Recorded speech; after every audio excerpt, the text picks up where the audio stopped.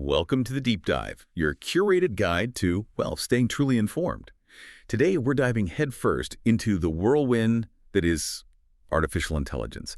When you look at the sheer scale of what's happening, it's kind of mind-blowing. Think about OpenAI's Stargate data center, potentially needing as much power as like half of New York City. Or on the other end, an AI startup hitting $6 million in annual revenue with just 4 employees. Yeah. It really frames the conversation, doesn't it? The massive resources versus these incredibly lean successes. It's an incredibly dynamic time, absolutely. And our mission today really is to cut through all that noise for you. We've pulled together a whole stack of diverse sources, breaking news, specific new tools, the latest in large language models, and crucially, the big societal questions they raise. So by the end of this deep dive, the idea is you'll have a clear, pretty comprehensive understanding of where AI is heading, and maybe more importantly, why it actually matters to you. Exactly. And the sources, they cover a lot of ground. We've got the essential news updates, details on specific new tools and features everyone's talking about, the absolute latest on LLMs, plus some educational resources if you want to go deeper, real-world examples of AI already in action. And yeah, those vital discussions about AI's broader impact. We even dug into several news articles that really paint a vivid picture. And those examples you started with, the huge resources, the super lean startup, they really highlight something fundamental. We are absolutely in an AI arms race. It's undeniable. And this isn't just about building the coolest tech, is it? It's a massive push for investment, a really fierce war for talent, and this global race to build the essential infrastructure underneath it all. Absolutely. And big tech is, well, they're leading the charge, no surprise there. Take Apple, for instance. They seem to be showing this renewed commitment. They just unveiled something called DiffuCoder. It is a new framework for code generation. Kind of signals a deeper dive into OpenAI research for them. Although it hasn't all been plain sailing, apparently. There are reports Apple's been, hitting some snags with its Apple Intelligence stuff. They might even be looking at partnerships with OpenAI or Anthropic to boost Siri, partly because of delays and, well, lawsuits too. It's fascinating watching how these giants are positioning themselves strategically. Amazon, for its part, just announced plans for a major AI supercluster out in Indiana. Now, that's not just about Amazon growing. It's a pretty big deal for the whole U.S. infrastructure for generative tech. Really boosts capacity. And speaking of strategic moves, Meta is seriously going for it with their superintelligence initiative. They're aggressively poaching top talent from OpenAI. There are reports of offers up to, what, $300 million? $300 million. It's staggering. It is. And it's not just about the money, right? It's fundamentally changing the talent game in Silicon Valley. Salaries are just soaring. You've got new AI startups founded by ex-OpenAI people offering like $500,000 for new hires, which of course forces OpenAI leadership to figure out how to keep their own people. It's intense. And when you connect that talent war back to the bigger picture, you see companies like Microsoft integrating AI much more deeply into, well, everyday experiences, like how they're using Microsoft AI to transform the Premier League experience, real-time stats, analytics. It really shows how AI is starting to reshape even things like sports entertainment, both on and off the field. So, okay, we've got these huge companies, massive investments, fierce competition for the people. All of that naturally leads to some pretty staggering resource demands. Figma, the design tool company, apparently spending $300,000 a day on AWS cloud services. Oh, how? Daily? Daily. That's just an eye-watering figure. Makes you wonder about the sheer scale of computation happening behind the scenes. And tying back to your opening point about Stargate, the energy consumption needed for these ambitions is equally mind-boggling. OpenAI's proposed data center, if it gets built, could need as much power as half of New York City, which, raises some really important questions about the environmental footprint of all this growth. How sustainable is it really? Yeah, it's a huge question. But amidst these almost unbelievable demands, we're also seeing this really inspiring trend towards lean operations. Remember that AI startup we mentioned? Yeah. $6 million in revenue, 4 employees. Incredible efficiency. It really is. It's a powerful reminder of how these AI tools themselves are becoming so efficient and transformative, enabling amazing output with tiny teams. And this whole resource race, it's not just happening inside companies. It's got significant geopolitical dimensions, too. You see the U.S. putting more strategic support behind open source AI models, where the code is public, trying to stay competitive, which contrasts quite sharply with, say, the U.K., which seems to be falling behind China in developing these really large-scale models. Yeah, and we're seeing specific examples of this global push everywhere. India's Meesho, They're open sourcing their VARDML stack to boost their own AI startup scene. And South Korea's Naver just launched a powerful Korean language AI specifically designed to compete with GPT-4. Tailored for their own language and market. Exactly. It's a truly global race, not just for supremacy, but for localized relevance too. And this isn't just about economics or tech leadership, it's shaping policy, even military engagement. OpenAI, for example, hired Kate Pounder to handle their AI policy liaison in Australia. And what's really striking, maybe a bit controversial, is tech leaders from Meta, OpenAI, Palantir. They've actually joined a U.S. Army tech unit, which understandably sparks these broader discussions about, the lines blurring between big tech and military operations. Yeah, that's definitely one to watch. And interestingly, on the hardware side, despite all the buzz about new chip makers, OpenAI seems to be sticking with NVIDIA and AMD chips for now, apparently shunning Google's TPUs. Sticking with the known quantities. Yeah, seems like it, which kind of reinforces the current dominance in the AI hardware space, at least for the moment. This reminds me of those early investment stories where real conviction pays off big time. Vinod Khosla, the venture capitalist, he mentioned his crucial investment in OpenAI actually happened after Elon Musk pulled his funding. Oh, really? After Musk left? Yeah. It just goes to show the kind of maybe contrarian thinking you need to spot these truly transformative things early on, especially when others are getting nervous or backing away. That's a great point about seeing potential where others see risk. Okay, so we've got these huge strategic plays, massive money flowing, this intense talent war defining the landscape. The real question then becomes, what are these giants and these nimble startups actually building with all that capital and brainpower? Right. Which takes us right into the cutting edge of AI models and tools. And we're seeing just astonishing progress in speed, accuracy, and accessibility. Indeed. The evolution of large language models, the LLMs, is really at the heart of it. We're seeing major benchmark breakthroughs almost constantly, it feels like. Google's Gemma 3N, Baidu's open source ERNIE 4.5, Mercury's Chat Diffusion LLM.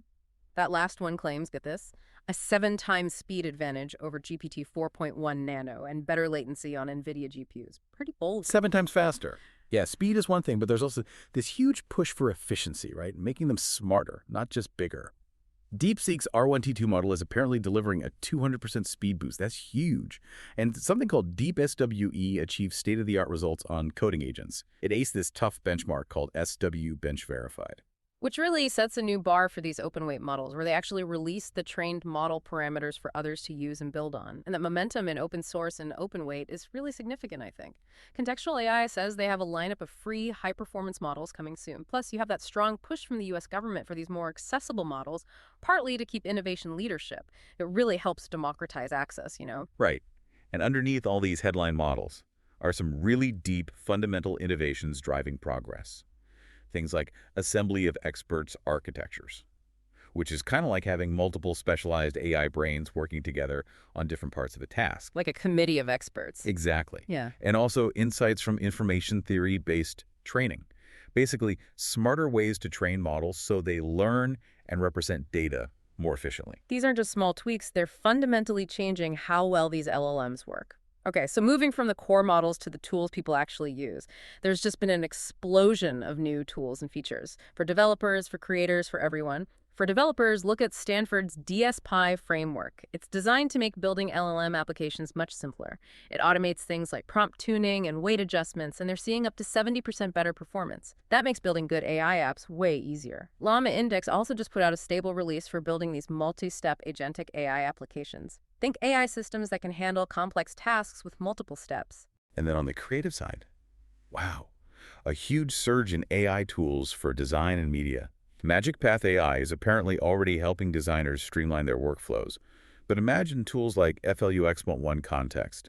It promises really intuitive AI image editing, accelerated on RTX graphics cards using just text or even visual prompts. Drag and drop editing with AI. Kind of. Right. And then there's Black Forest Labs' FLUX.1 model itself, a state-of-the-art image generator with 12 billion parameters.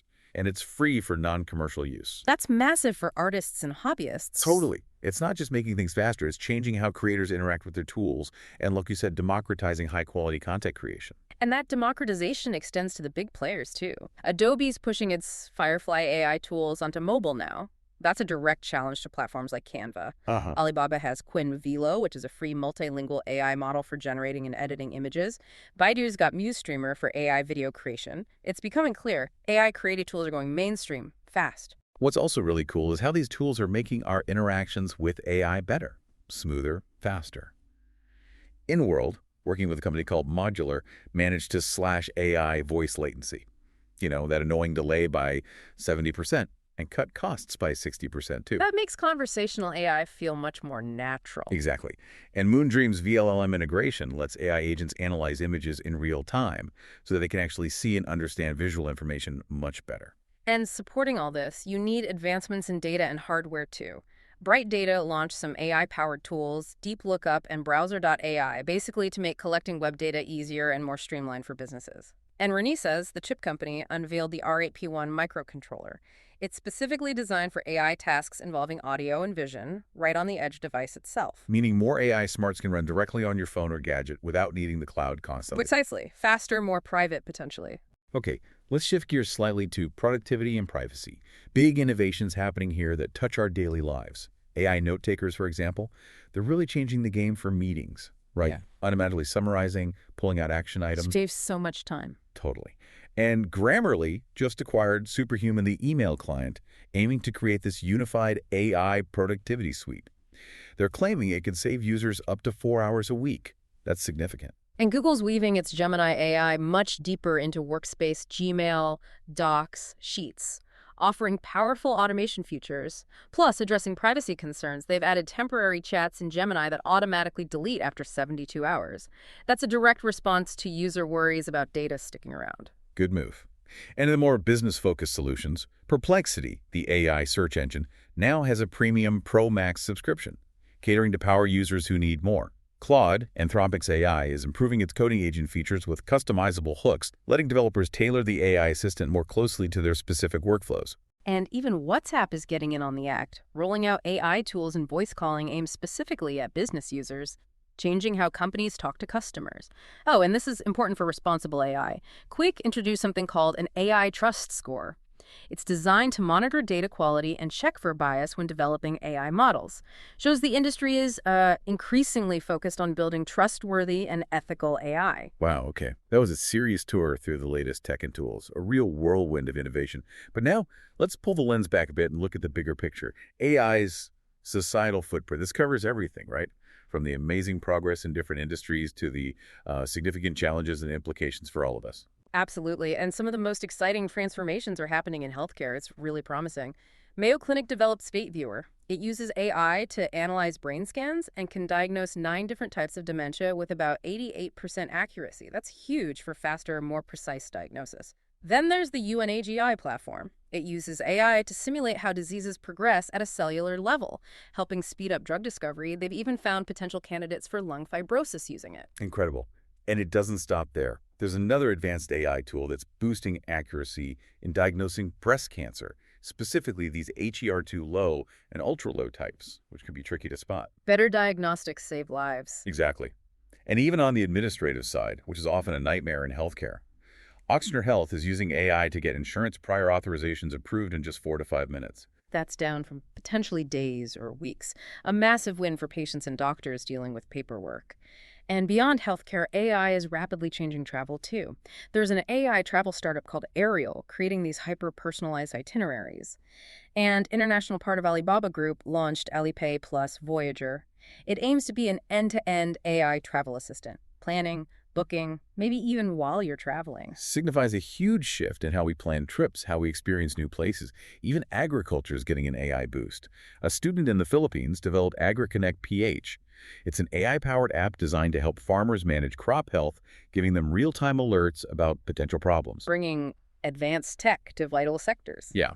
And for music fans, Suno, the AI music generation company, recently acquired WAVtool to supercharge their AI music creation tools even further. So yeah, it's clear AI is starting to touch almost every part of our lives, every sector. But, and that's a big but, with all this incredible progress comes some very significant ethical and legal battles. Headaches, really.